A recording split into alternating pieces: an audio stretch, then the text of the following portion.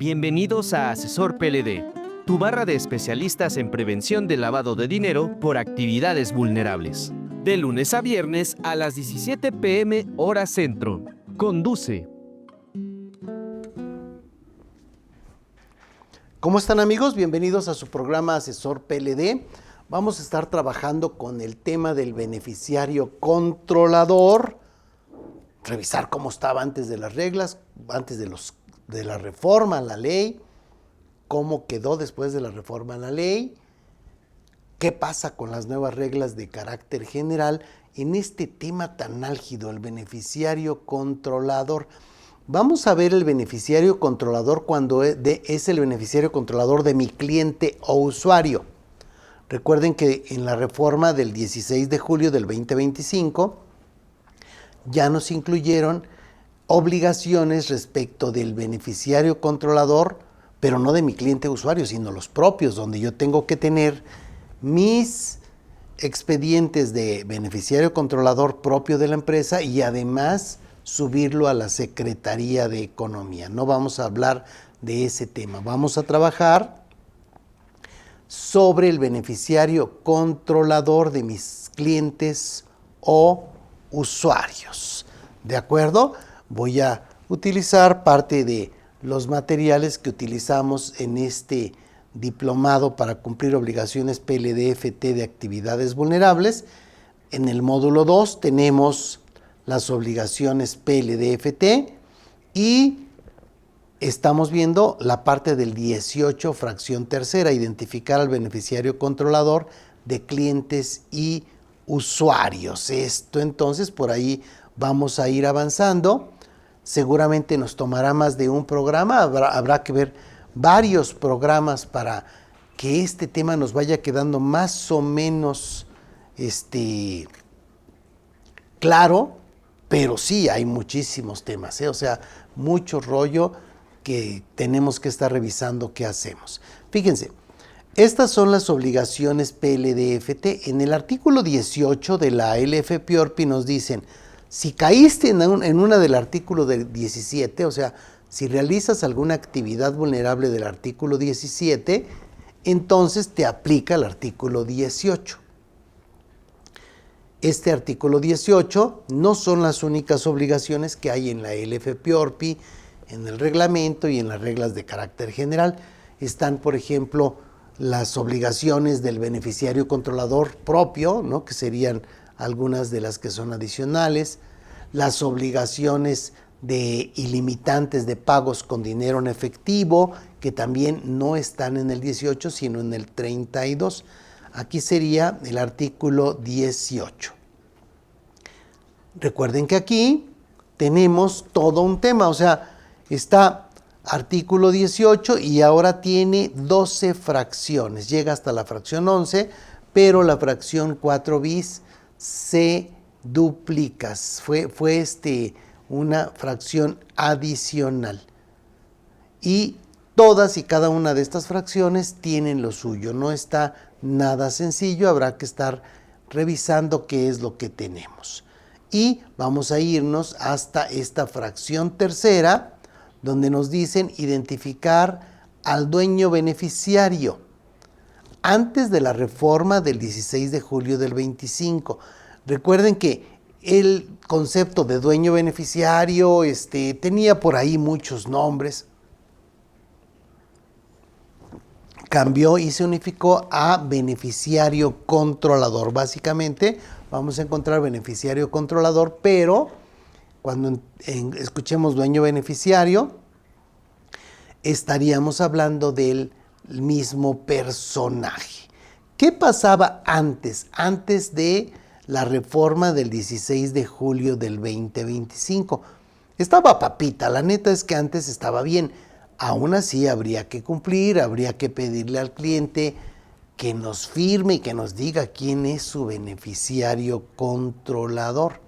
Pero básicamente lo que hacíamos, quienes realizamos actividades vulnerables, es, oye, ¿qué dice la fracción tercera?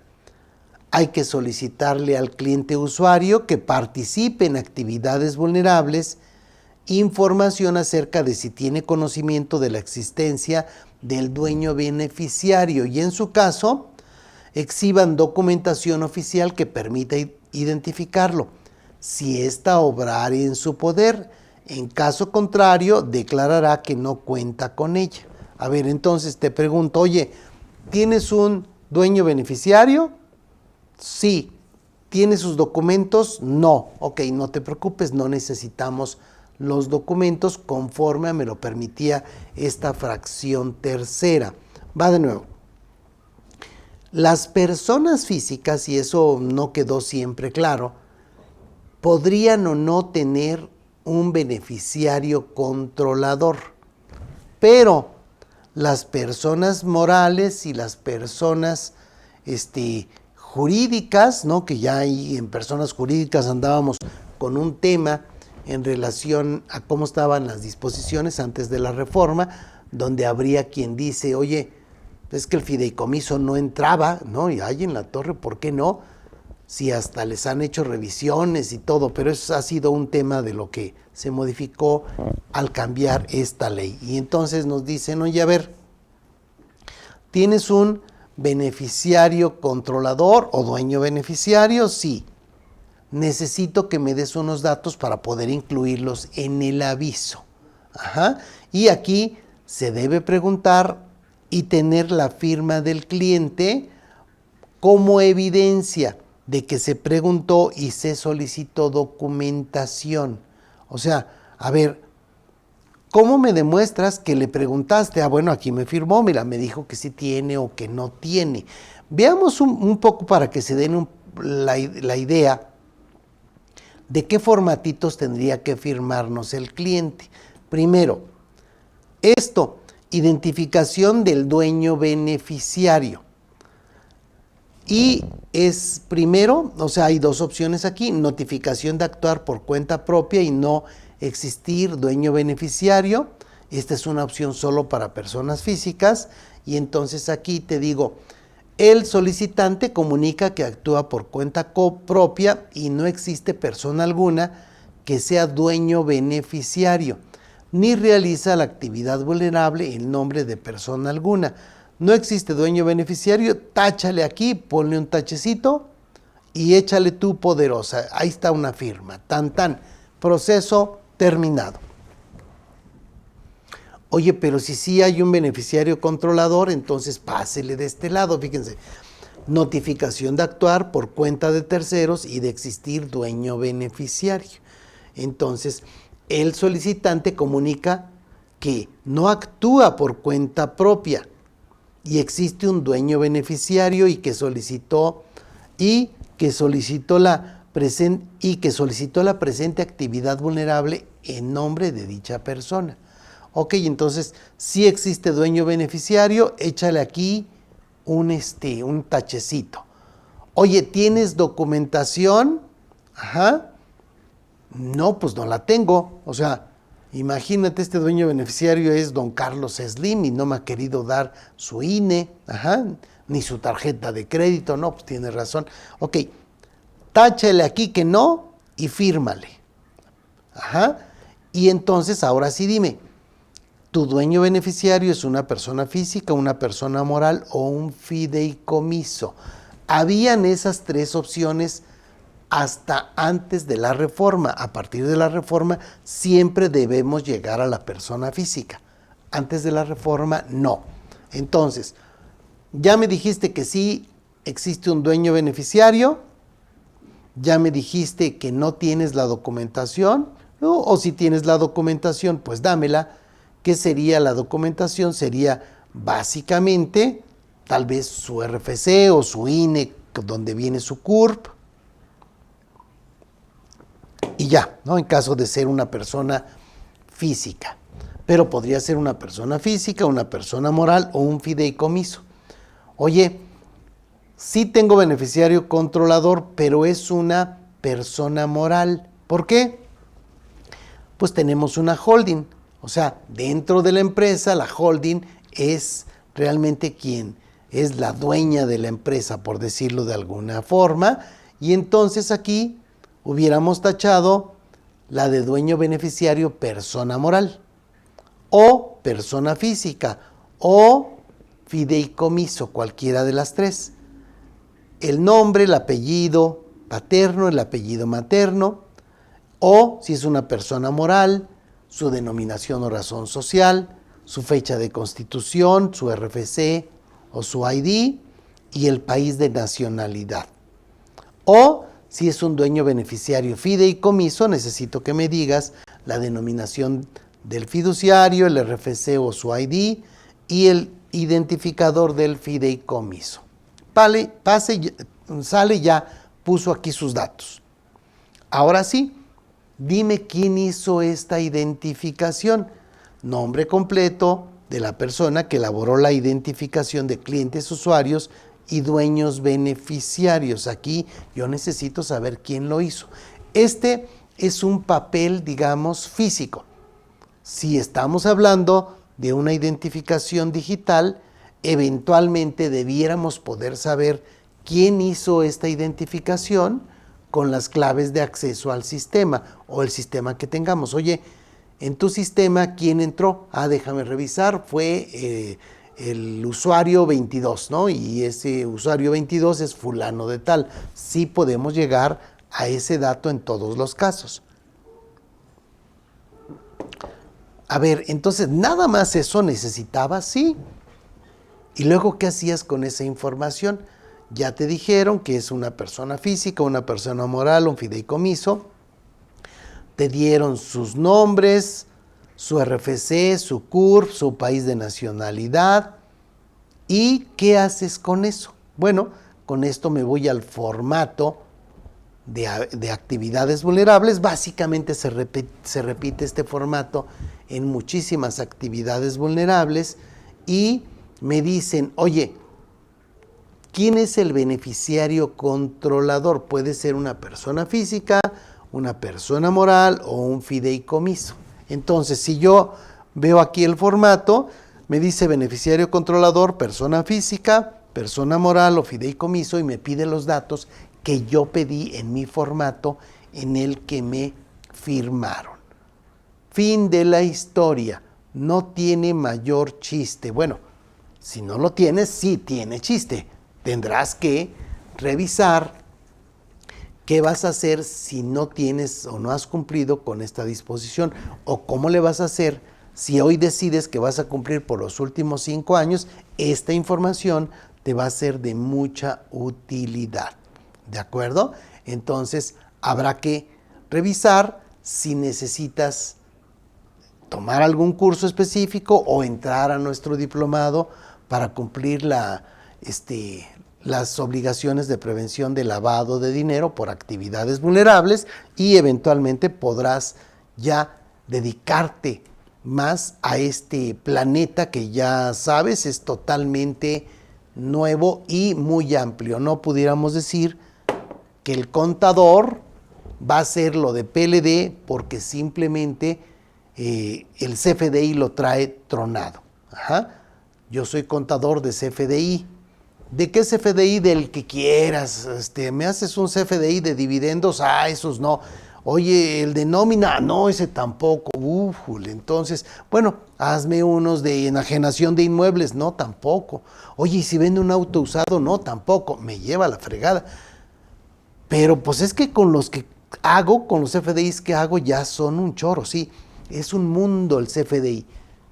Si yo quiero estar en el CFDI y también en prevención de lavado de dinero, el margen de error puede ser muy amplio. ¿De acuerdo? Entonces, valdrá la pena que si alguien realiza actividades vulnerables, tenga alguien que haga esto y que sea avesado en el tema, o por lo menos alguien que sea avesado en el tema, que supervise a la persona que va a estar haciendo esta chamba, porque sí es muy especializada. Pero bueno, aquí ya tenemos cómo estaba en la ley vieja. Pero llegamos a la ley nueva. Ahora se llama identificar al beneficiario controlador de clientes o usuarios. La reforma a la ley del 16 de julio del 2025 es muy manchada. O sea, la neta es que sí está muy, muy manchada. Oye, no manches, con esto que me estás pidiendo, voy a correr a mis clientes. O sea, no puede ser. Yo realizo actividades vulnerables y tú quieres que le pregunte cosas y más cosas y más cosas y ahora me tiene que dar sus documentos. Sí, así está. Oye, pues ya no voy a poder continuar con mi negocio considerando que esto no está nada sencillo. Veamos cómo quedó esta disposición. Dice, identificar al beneficiario controlador, persona física, de clientes o usuarios, personas morales y fideicomisos. Y habrá que recabar documentos. Entonces, habrá que recabar, y es que aquí ya habrá que recabar sus documentos del beneficiario controlador. Dice, cuando la cliente o usuaria sea persona moral, fideicomiso u otra figura jurídica, recabar documentos u otros medios de identificación con reconocimiento oficial que permita identificar a su beneficiario controlador de conformidad con las reglas de carácter general que emita la Secretaría, las cuales ya tenemos y vamos a estar revisando en esta serie de pláticas que vamos, en estos programas que vamos a revisar este punto específico. Esta fracción es ya reformada en el Diario Oficial del 16 de julio del 2025. ¿Qué pasó aquí? Ahora se debe identificar al beneficiario controlador y recabar documentos de identificación y tenerlo dentro del expediente de identificación del cliente antes de realizar la actividad vulnerable. Recuerden que yo no puedo realizar la actividad vulnerable hasta que tenga ya el expediente de identificación. Oye, a ver, va de nuevo. Vengo por un auto, ¿verdad? Y dices que no me lo puedes vender. No, sí te lo puedo vender, pero necesitamos primero tener el expediente de identificación del cliente y ahora también de su beneficiario controlador. Y entonces aquí dice, se debe identificar al beneficiario controlador. O sea, se debe identificar. ¿Qué quiere decir esto? Quiere decir que si el cliente me dice, oye, ¿quién es tu beneficiario controlador? Y me dice, es Pedro López. Ajá. Pedro Sola. Ah, ¿verdad? ¿Quién le da like a Pedro Sola? Yo le doy un like. Ajá. Ah, no es cierto. No me voy a meter con los con los amantes de los perros. No, se oye feo amantes. Tengo chistes buenos ahí, pero no los voy a decir. Amantes que aman a los perros, no que tengan una relación ahí zoofílica, no, nada. Bien. Queda claro entonces aquí que yo debo identificar a este beneficiario controlador y recabar documentos de identificación. O sea, no puede llegar el cliente y decirme mi beneficiario controlador es Emilio Pacheco. No. Yo tengo que pedir los documentos, tengo que analizar a ver qué pex y determinar cuál es el bueno. Oye, pero ¿cómo le vas a hacer? Porque aquí lo que dice es la disposición o las disposiciones que vamos a estar revisando es que tiene que ver quién tiene el control y entonces aquí puede ser un accionista que tenga el 25%, entonces podría haber 4. Imagínate que te llega un cliente que tiene 4 beneficiarios controladores porque lo que hizo es que los 4 accionistas tienen el 25% de acciones. ¿Ok? ¿A quién voy a identificar en la torre? Pues sí es un tema. Ahora, veamos aquí, me voy a regresar. Dice, Cuando el cliente usuario sea persona moral, fideicomiso u otra figura jurídica, deberá recabar documentos u otros medios de identificación con reconocimiento oficial que permita identificar a su beneficiario controlador. Parece que lo dice en singular. Pues sí, pero cuando me voy a revisar qué es beneficiario controlador, me dicen la persona o grupo de personas y entonces ya empecé con problemas aquí. De conformidad con las reglas de carácter general que emita la Secretaría. A ver, entonces, esto es como una sutileza, pero es muy importante. Dice, no es que le voy a preguntar quién es su beneficiario controlador. Hasta antes de la reforma, sí. Oye, ¿tienes un beneficiario controlador? Sí. ¿Quién es? Fulano de tal. O la empresa Suntana, o el fideicomiso fulano. Aquí no. Aquí tienes que recabar documentos u otros medios para que tú seas el que haga esa chamba de identificarlo. No manches, ¿sí? Sí, la neta es que sí está requetigacho. ¿Por qué? Imagínate en las entidades financieras, tú llegas ahorita a abrir una cuenta de cheques como persona moral, llevas los documentos que te pide el ejecutivo de cuenta, revisa, te pide otros, revisa, te pide otros y te dice, mira, voy a mandarlos a jurídico, ven en 15 días, ¡pum!, los manda. Un área jurídica especializada va a estar revisando y entonces ya le manda la información y le dice, ¿qué crees? No logramos determinar al beneficiario controlador, necesito las actas constitutivas de esta empresa que está en Alemania. ¿Sí? Está bien, te la traigo. No, pero además tradúcemela. O sea, ay, ¿a poco no hablas alemán? No, pues no. Ajá. Bien.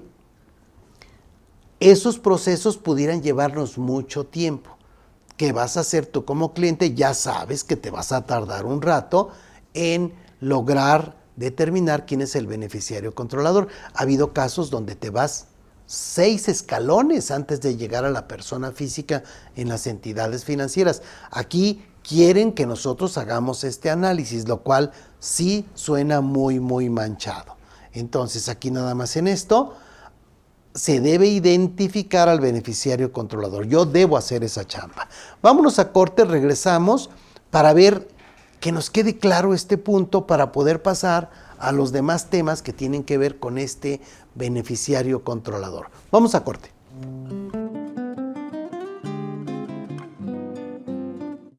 Hola, soy Norma Lex, asesor PLD, y te quiero informar que este viernes 7 de agosto por fin publicaron las reglas de carácter general de Ley de Prevención de Lavado de Dinero, y tenemos sorpresas de aplicación inmediata.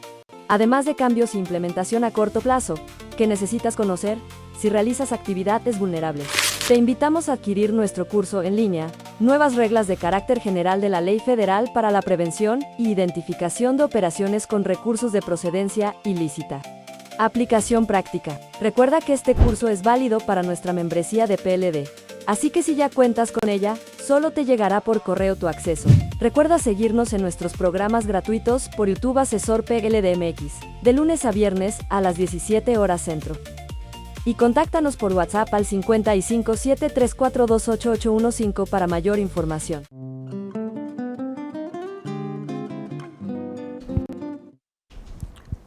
Estamos de vuelta. ¿Qué onda, Jessy? Cuéntame. Hola, contados. Buenas tardes. Nos preguntan, ¿tendrán algún curso para dar de alta en el padrón con todas las modificaciones que está comentando? Gracias. Fíjate que tenemos un curso, no, tenemos un diplomado. O sea, tenemos un diplomado para cumplir las obligaciones PLD-FT. O sea, 80 horas en 5 módulos de 16 horas cada uno. Puedes tomar el módulo que tú necesites, o sea, no necesariamente todos, pero la realidad es que sí se necesitan todos. Esto ya no es tan sencillo, es todo un tema.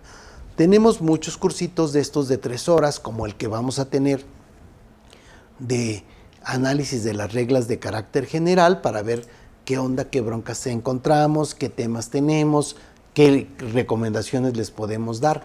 Pero no es un tema tan sencillo. Entonces sí, tenemos muchos cursos. Si entras en Tax Day o en IMEFI vas a encontrar muchísima información y estamos ahí para servirte. También tenemos las opciones de asesoría.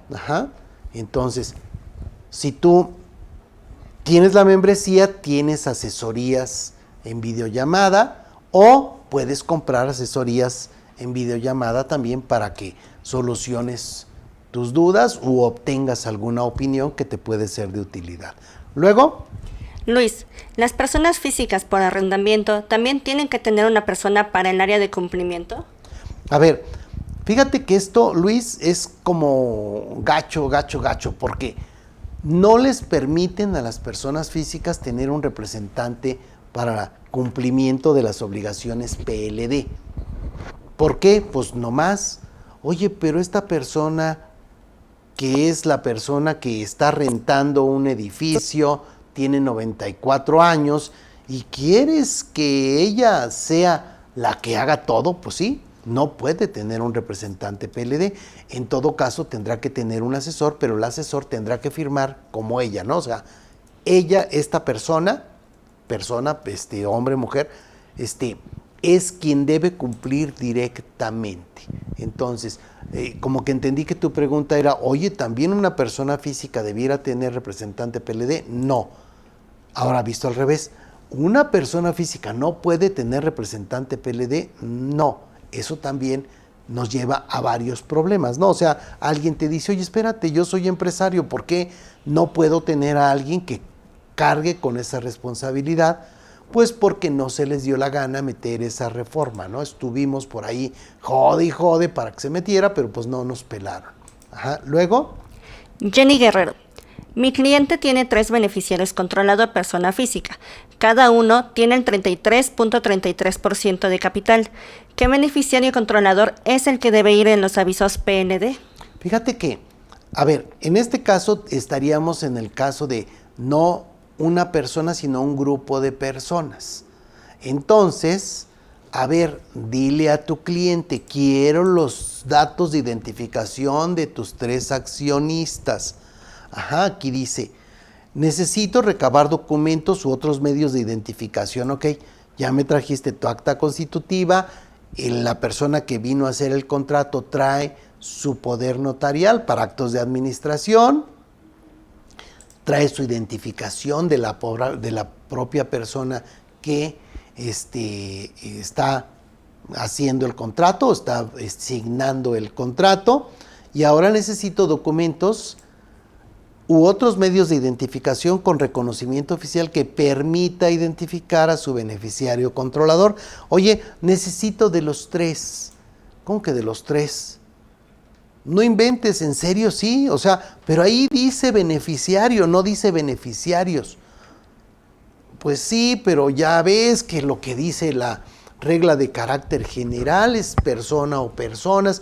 Eso nos mete en muchos embrollos. Entonces, yo considero, por lo menos no lo puedo recomendar ampliamente, pero yo consideraría al accionista que además de tener el 33 tenga algún cargo o el que tenga mayor cargo directivo dentro de la organización, y a ese consideraría como beneficiario controlador número 1, tan. Oye, ¿y en base en qué? Pues nomás en mi leal saber y entender, y con la idea de qué es lo que necesita o lo que quiere esta unidad de inteligencia financiera con estos datos.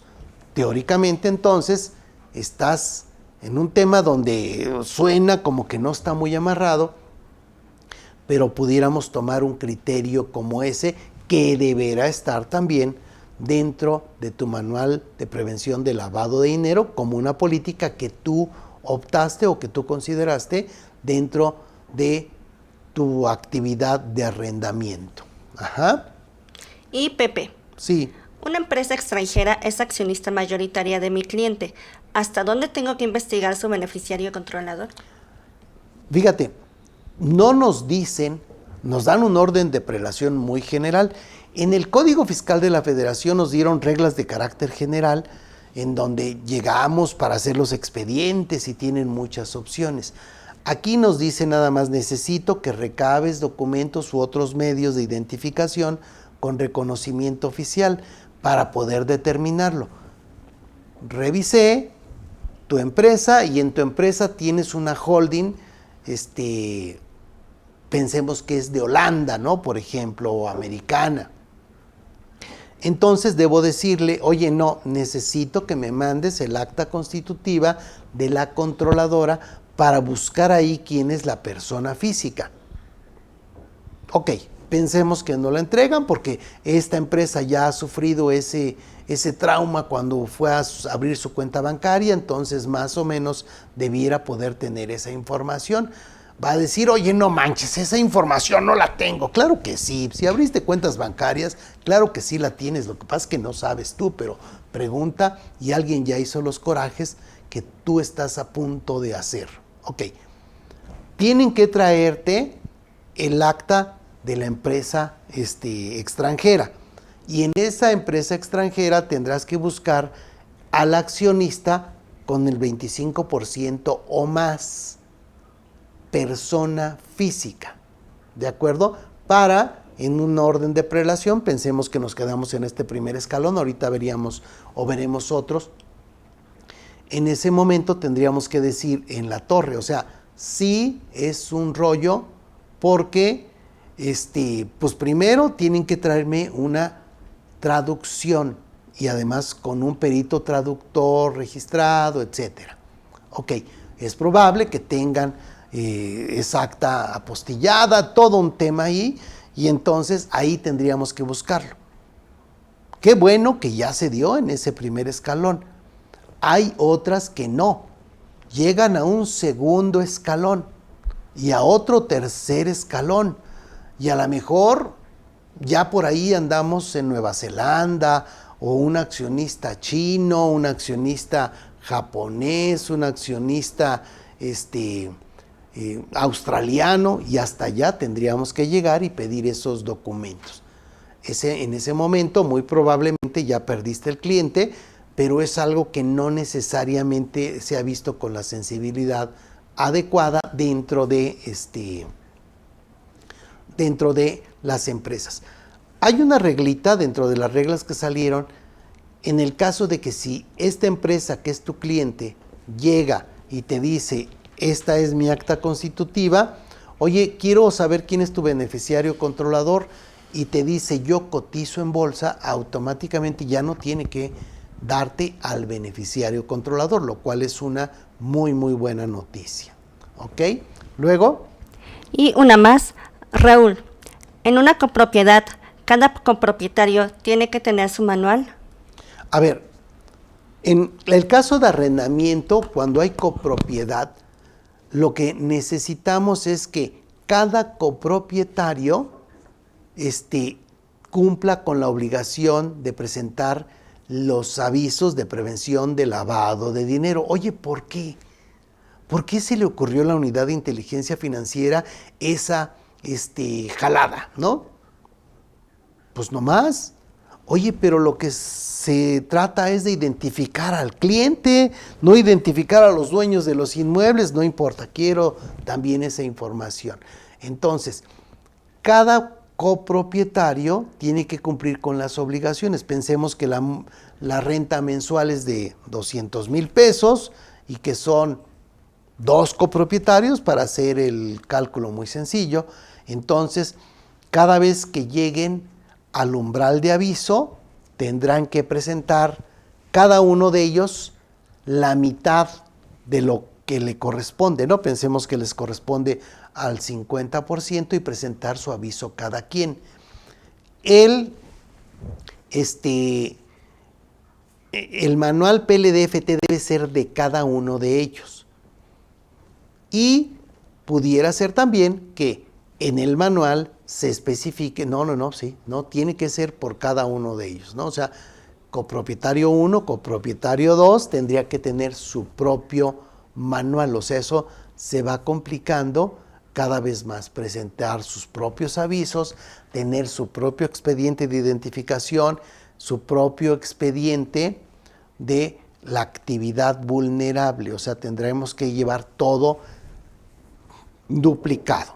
Hay casos de 7 copropietarios y entonces cuando les dices, oye, está bien, tenemos que hacer todo esto y eso te cuesta tanto.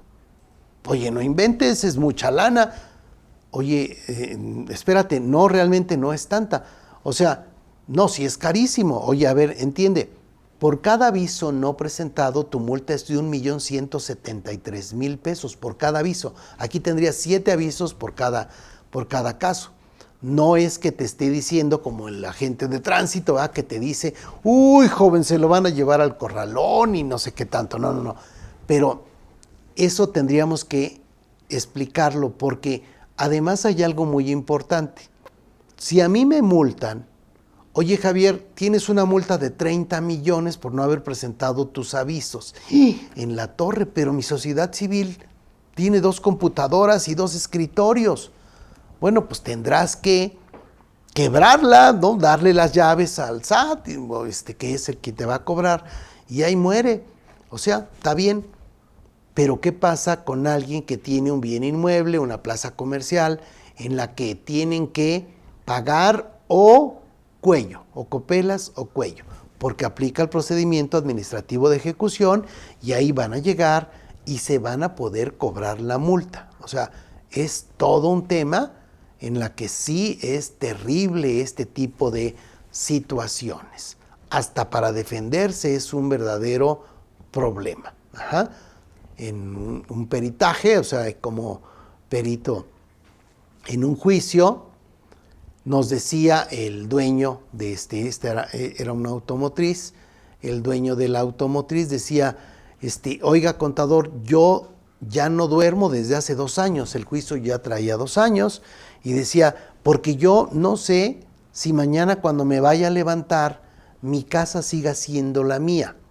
¿Por qué? Porque se quedó en garantía para garantizar, se quedó en garantía en el juicio, en el medio de defensa. Y tú dices, no, pues sí está de la patada, ¿no? O sea, ¿qué le dices? Oye, pues póngase a cuentas con Dios, porque con el SAT está rete difícil. Pero bueno, ahí serían ese tipo de cosas un tanto chuscas, pero sí es un verdadero problema. ¿Ok? Muy bien.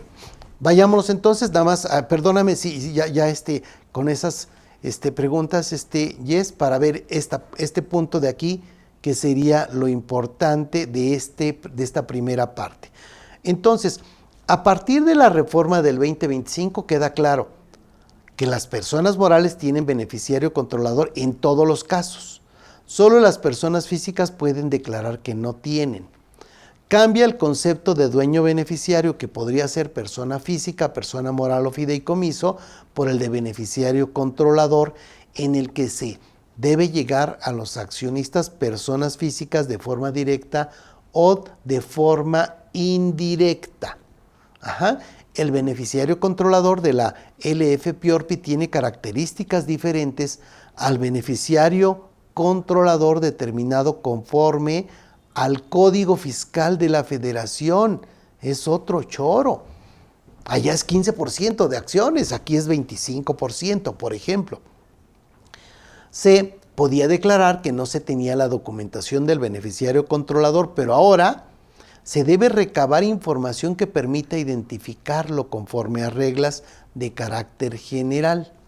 Además, las personas morales en general, conforme al artículo 33 ter, deben meter la información del beneficiario controlador a la Secretaría de Economía o en los registros públicos de la propiedad de los estados cuando sean sociedades civiles o asociaciones civiles. Entonces, deben meter la información del beneficiario controlador propio, ¿no? O sea, aquí es propio. Aquí el beneficiario controlador de los clientes habrá que siempre ya estar haciendo estas observaciones, porque hay un beneficiario controlador de los clientes con sus propias reglas y hay un beneficiario controlador que tiene que ver con la propia empresa, que es el que tendremos que registrar en la Secretaría de economía. De esos todavía no vamos a platicar para que no se me enojen más. ¿De acuerdo? Ya sabemos cuál fue la reforma. Nos vemos en el siguiente programa y vamos a seguir avanzando un poquito más para entender estos problemas, ¿ok? No se pierdan entonces el siguiente programa de Javier Martínez dentro de la programación de Asesor PLD. Recuerden que tenemos toda la semana programas de Asesor PLD con diferentes especialistas y bueno, tendrán que checar a ver dónde me avientan en la cola de los programas que tenemos. ¿De acuerdo? Nos vemos en el siguiente. Un abrazo.